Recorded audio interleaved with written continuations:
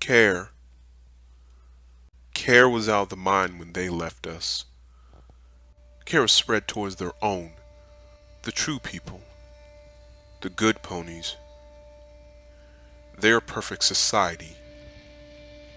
To them, it didn't matter who you knew, where you were from, what rank you hold.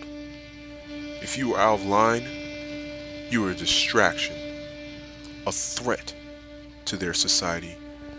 You were a problem that needed to be corrected.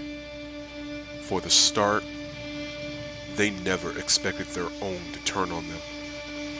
Yet fate proves them wrong. That's why they're defeatable.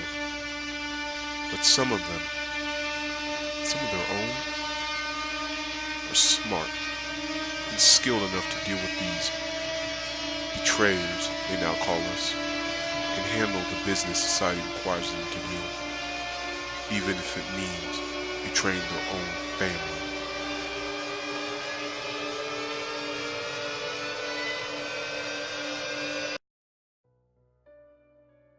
General Iron Cross used to be a captain in the Orchestra military branch, respected by his superiors and soldiers alike. However, problems arose with his father, Cross Swords, who was the head of the medical research department.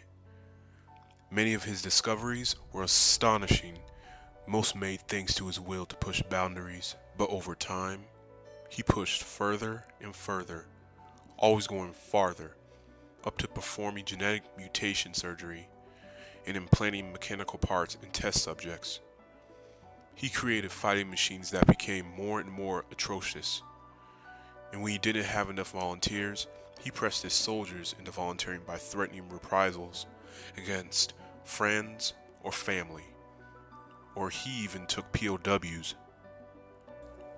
Whoever dared to voice concerns or arguments against his experiments was more or less brutally silenced. However, this did not prevent General Iron Cross from attempting to stop him. He sabotaged his research, damaged machines and implants, made data disappear, and freed test subjects. Anything to tamper with his research. Yet it was only a matter of time for Cross Swords to find out who was behind his latest setback. He intended on making Iron pay for it, but not with simple reprisals. He should forever regret going against him.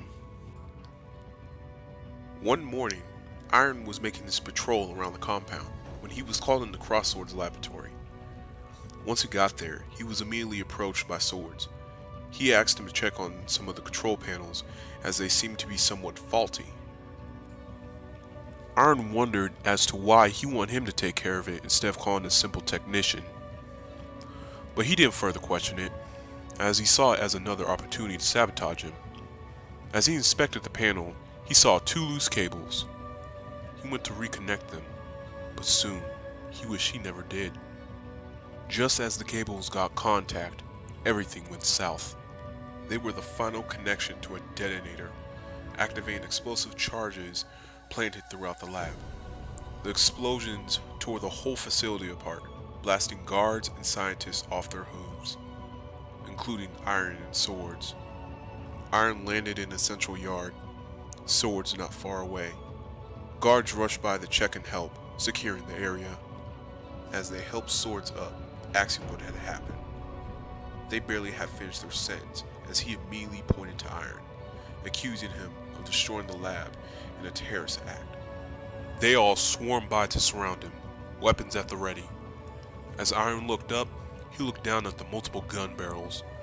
Above him, the smoke-covered face of Cross Swords, who had his horn broken off by the blast, and quickly replaced it with a stained steel prosthetic he had found among the rubble.